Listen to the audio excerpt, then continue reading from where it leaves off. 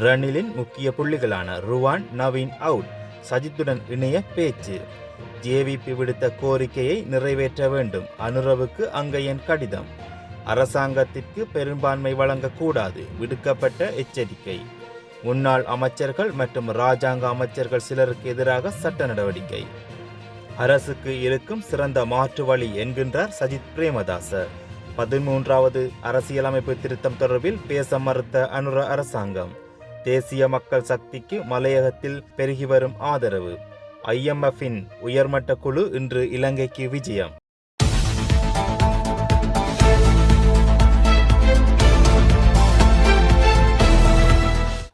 ருவான் விஜயவர்த்தன, நவீன் திசாநாயக்க உள்ளிட்ட குழுவினர் ஐக்கிய மக்கள் சக்தியுடன் இணைய தற்போது கலந்துரையாடி வருவதாக ஐக்கிய தேசிய கட்சியுடன் தொடர்புடைய நம்பகத்தகுந்த வட்டாரங்கள் தெரிவிக்கின்றன.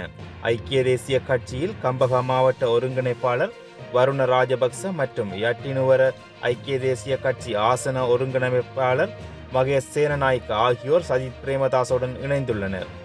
இதன் மூலம் கட்சியின் உள்ளே காணப்படக்கூடிய சர்ச்சைகள் வெளிவந்த நிலையில் ஐக்கிய தேசிய கட்சியின் சிரேஷ்டர்கள் பலர் கட்சியை விட்டு விலகி சஜித் பிரேமதாசுடன் இணைய தீர்மானித்துள்ளதாகவும் தெரிய வந்துள்ளது. சஜித் மற்றும் ரணிலின் இணக்கம் தொடர்பில் எந்த ஒரு எதிர்பார்ப்பும் இல்லாத நிலையிலேயே ஐக்கிய தேசிய கட்சி இந்த நிலையை உருவாகியுள்ளது. தனக்கு பிரதமர் பதவி மட்டுமல்ல, அமைக்கப்படும் புதிய கூட்டணியின் தலைமை பதவி வேண்டும், ரணில் விக்ரமசிங்க ஐக்கிய தேசிய கட்சியிலிருந்து நீக்க வேண்டும், அமைக்கப்படும் கூட்டணியின் பொதுச் செயலாளராக நியமிக்கும் பொறுப்பு தமக்கு வேண்டும் என சஜித் பிரேமதாச தெரிவித்தமையால் சஜித் மற்றும் ரணில் இணைவது ஒருபோதும் இடம்பெறாத ஒரு சம்பவம் என உறுதி செய்யப்பட்டுள்ளது.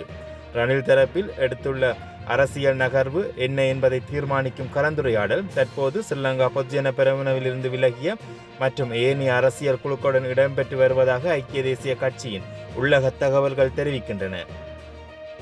யுத்தத்தால் மரணித்தோருக்கான நினைவு தூபியை அமைப்பதோடு காணாமலாக்கப்பட்டவர்களுக்கான சான்றிதழ்களை வழங்கும் நடவடிக்கை எடுக்க வேண்டும் என ஜனாதிபதிக்கு அங்கேயன் ராமநாதன் கடிதம் எழுதியுள்ளார்.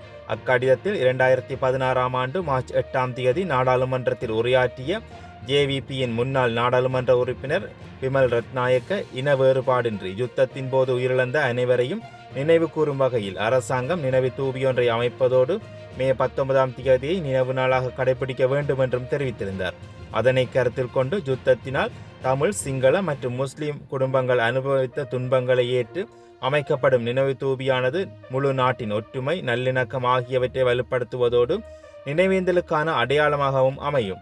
மேலும் காணாமலாக்கப்பட்டவர்களுக்கான சான்றிதழ் வழங்குவதற்கும் அரசாங்கம் உடனடியாக நடவடிக்கை எடுக்க வேண்டியது அவசியமாகும் என்றும், இச்சான்றிதழ்கள் காணாமலாக்கப்பட்டவர்களின் குடும்பங்கள் எதிர்கொள்ளும் சட்ட சிக்கல்களை தீர்க்க உதவுவதோடு இழப்பீடு மற்றும் பிற வகையான ஆதரவுகளை அணுகுவதற்கு உதவும் எனவும் அக்கடிதத்தில் குறிப்பிடப்பட்டுள்ளது.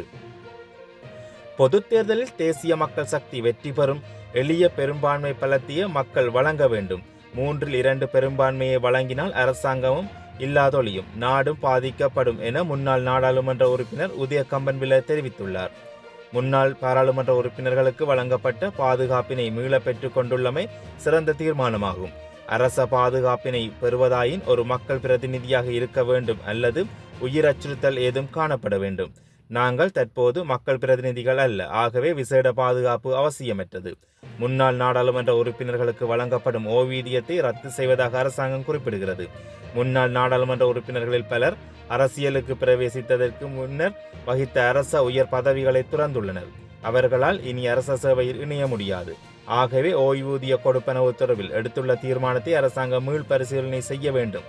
சஜித், ரணில் மற்றும் அவர்களை நம்பியுள்ள தரப்பினர் இடம்பெற்றுள்ள பொதுத் தேர்தலில் படுதோல்வி அடைவார்கள். முன்னாள் ஜனாதிபதி ரணில் விக்ரமசிங்கவுக்கு ஆதரவு வழங்கிய பொதுஜன பெரமுனவின் உறுப்பினர்கள் அரசியலில் பெரிய நெருக்கடிகளில் எதிர்கொண்டுள்ளனர். இடம்பெற்றுள்ள பொதுத் தேர்தலில் தேசிய மக்கள் சக்தி வெற்றி பெறும் மக்கள் எளிய பெரும்பான்மையை ஜனாதிபதிக்கு வழங்க வேண்டும். ஏனெனில் 3/2 பெரும்பான்மையை வழங்கினால் அரசாங்கமும் நாடும் இல்லாதொழியும். முன்னாள் ஜனாதிபதிகளான JR ஜெயவர்தன, மஹிந்த ராஜபக்ஷ மற்றும் கோட்டபாய ராஜபக்ஷ ஆகியோருக்கு மக்கள் 3/2 பெரும்பான்மையுடனான நாடாளுமன்றத்தை வழங்கினர்.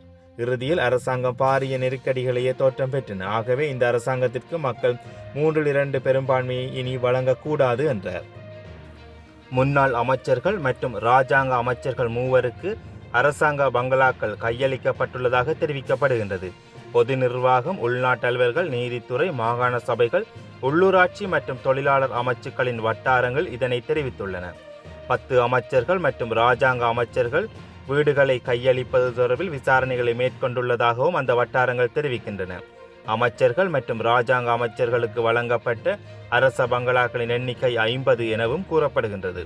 பொது நிர்வாகம், உள்நாட்டு அலுவல்கள், நீதித்துறை, மாகாண சபைகள், உள்ளூராட்சி மற்றும் தொழிலாளர் அமைச்சு அனைத்து அரசாங்க பங்களாக்களையும் உடனடியாக ஒப்படைக்குமாறு முன்னாள் அமைச்சர்கள் மற்றும் இராஜாங்க அமைச்சர்களுக்கு அண்மையில் அறிவித்திருந்தது. இதற்கமைய பங்களாக்களை ஒப்படைக்காத முன்னாள் அமைச்சர்கள் எதிராக எதிர்காலத்தில் சட்ட நடவடிக்கைகள் எடுக்கப்படும் எனவும் அமைச்சின் பேச்சாளர் தெரிவித்துள்ளார். ஐக்கிய மக்கள் சக்தியும் ஐக்கிய மக்கள் கூட்டணியும் மாத்திரமே நாட்டின் வங்குரோத்தை மாற்றியமைக்க தற்போதைய அரசுக்கு இருக்கும் ஒரே மாற்று வழியாகும் என முன்னாள் எதிர்க்கட்சித் தலைவர் சஜித் பிரேமதாச தெரிவித்துள்ளார். நுண், சிறிய மற்றும் நடுத்தர தொழில் முனைவோர் எதிர்கொள்ளும் சவால்கள் உள்ளன. நாட்டுக்கு தீர்வுகளை வழங்கும் பொறுப்பு வெற்றி பெற்ற அணியினருக்கு போலவே தோற்கடிக்கப்பட்ட அணியினருக்கும் காணப்படுகின்றது. இந்த பொறுப்பை நிறைவேற்ற அனைவரும் தயாராக வேண்டும். மக்கள் எதிர்நோக்கும் பிரச்சனைகள் மற்றும் சவால்களுக்கு தீர்வு வழங்கும் குழுவாக அவர்கள் மாற வேண்டும். வெற்றி பெற்றவர்களிடம் மட்டும் பொறுப்புகளை ஒப்படைப்பது வங்குரோத்தன நாட்டுக்கு ஏற்புடையதல்ல. இதற்காக அனைவரும் கைகோர்க்க வேண்டும். நாட்டை கட்டியெழுப்பும் வேலை திட்டத்தில் எதிர்க்கட்சி முன்னோடியான வேலை திட்டத்தை கொண்டிருக்கின்றது. அதிலிருந்து பின்வாங்க முடியாது. இந்த நாடு அனைவருக்கும் சொந்தமானது. பிரச்சனைகளை தீர்க்கும் சக்தியாகவே ஐக்கிய மக்கள் சக்தி பொது தேர்தலில் போட்டியிடுகின்றது. இந்த வெற்றி பொது வெற்றியாக அமைய வேண்டும் என்றார். மாகாண சபைகளுக்கு போலீஸ் மற்றும் காணி அதிகாரங்கள் வழங்கப்பட மாட்டாது என உறுதியளித்து ஜனாதிபதி தேர்தலில் போட்டியிட்ட அமைச்சரவை பேச்சாளர் அதிகார பரவலாக்கம் தொடர்பான அரசாங்கத்தின் கொள்கையை வெளியிடுவதை தவிர்த்துள்ளார். 13வது திருத்தம் தொடர்பில் அரசாங்கத்தின் நிலைப்பாடு என்னவெனவும் தமிழ் ஊடகவியலாளர் ஒருவர் சிங்கள மொழியில் எழுப்பிய கேள்விக்கு பதிலளிக்கும் போது, ஜனாதிபதி தேர்தலின் போது தேசிய மக்கள் சக்தியினால் முன்வைக்கப்பட்ட விஞ்ஞாபனத்தில் தேசிய பிரச்சினையை தீர்ப்பதற்கான விடயம் உள்ளடக்கப்பட்டுள்ளது. முதலாவது விடயம் கடந்த காலத்தில் இடம்பெற்ற ஜனாதிபதி தேர்தல். ஜனாதிபதி தேர்தலின் மூலம் ஜனாதிபதி ஒருவர் தெரிவாகியுள்ளார். அரசாங்கத்தினை அமைப்பதற்கு இப்போது நாடாளுமன்ற தேர்தல் ஒன்றுக்கு அழைப்பு விடுக்கப்பட்டுள்ளது. இந்த நாடாளுமன்ற தேர்தல் முடிந்த பின்னர் தான் அரசாங்கம் அமைக்கும் விடயம் இடம்பெறும். எனவே எமது தேர்தல் விஞ்ஞாபனத்தில் புதிய அரசியல் அமைப்பை உருவாக்கி அதனை இந்த நாட்டு மக்களிடம் சமர்ப்பித்து இந்த நாட்டு மக்களின் பொது கருத்தின் அங்கீகாரத்தினை பெற்று தேசிய பிரச்சினைக்கு தீர்வு காண்பதற்கான கொள்கை மற்றும் வேலை திட்டத்தை தெளிவாக உள்ளது என்றார். அரசியல் கைதிகள் விடுதலை செய்யப்பட வேண்டும். அதற்கான சட்ட கட்டமைப்பு உள்ளது. நீதி அமைச்சிலிருந்து தேவையான அறிக்கைகளை பெற்றுக்கொண்டு அந்த விடயங்களை முன்னெடுப்பதற்கு நாங்கள் தயாராக உள்ளோம். எனவே நேற்றைய அமைச்சரவை கூட்டம் பிரதான விடயங்கள் குறித்து இடம்பெற்றது. அனைத்து பிரச்சனைகள் குறித்தும் தீர்மானங்கள் மேற்கொள்ளப்படவில்லை. ஆனால் எதிர்காலத்தில் குறிப்பாக புதிய அரசாங்கம் புதிய செயல்முறையுடன் நாங்கள் நிச்சயமாக தீர்மானம் எடுப்போம் என்றார். வடக்கு மற்றும் மலையகத்திலும் தேசிய மக்கள் சக்திக்கான ஆதரவு பெருகி வருகின்றது என்று அக்கட்சியின் செயலாளர் நிகால் அபயசிங்க தெரிவித்துள்ளார். நாடாளுமன்ற தேர்தலை வெற்றி கொள்வதற்குரிய தயார்படுத்தல் நடவடிக்கையில் ஈடுபட்டு வருகின்றோம். 22 தேர்தல் மாவட்டங்களிலும் இதற்குரிய ஏற்பாடுகள் இடம்பெற்று வருகின்றன. ஜனாதிபதி தேர்தலுக்கு பிறகு எமது அரசாங்கம் ஸ்தாபிக்கப்பட்டுள்ளது. அமைச்சரவை எண்ணிக்கை மட்டுப்படுத்தப்பட்டுள்ளது. அரசாங்கத்தின் பணிகளை முன்னெடுக்கும் அதேவேளை தேர்தல் பற்றியும் கவனம் செலுத்தப்பட்டுள்ளது. பலமான பெரும்பான்மையுடன் அரசாங்கம் ஒன்றை ஸ்தாபிப்பதற்கு மக்கள் ஆணை கிட்டும் என நம்புகின்றோம். ஜனாதிபதி தேர்தலின் போது வழங்கிய ஆதரவை விடவும் கூடுதலான ஆதரவு வழங்க மக்கள் தயாராகி வருகின்றனர். குறிப்பாக வடக்கு, கிழக்கு மற்றும் மலையகத்தில் மக்கள் மத்தியில் எமக்கான ஆதரவு அதிகரித்து வருகின்றது. தமிழ், முஸ்லிம் மக்கள் எம்முடன் இணைய நம்பிக்கை உள்ளது என்றார். சர்வதேச நாணய நிதியத்தின் உயர்மட்ட குழு ஒன்று இன்று இலங்கைக்கு விஜயம் செய்ய உள்ளது.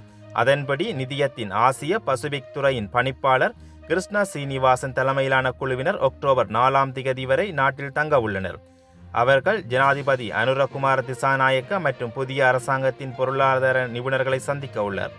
இந்த விஜயத்தின் போது இலங்கையின் புதிய பொருளாதார அபிவிருத்திகள் மற்றும் சர்வதேச நாணய நிதியத்தின் ஆதரவுடன் இலங்கை பொருளாதார வேலை திட்டத்தின் கீழ் மேற்கொள்ளப்பட்டுள்ள பொருளாதார சீர்திருத்தங்கள் குறித்தும் கலந்துரையாட உள்ளதாக சர்வதேச நாணய நிதியத்தின் பேச்சாளர் ஒருவர் தெரிவித்துள்ளார். நன்றி. நீங்கள் இணைந்திருந்தது லகர மீடியாவின் செய்திகளோடு.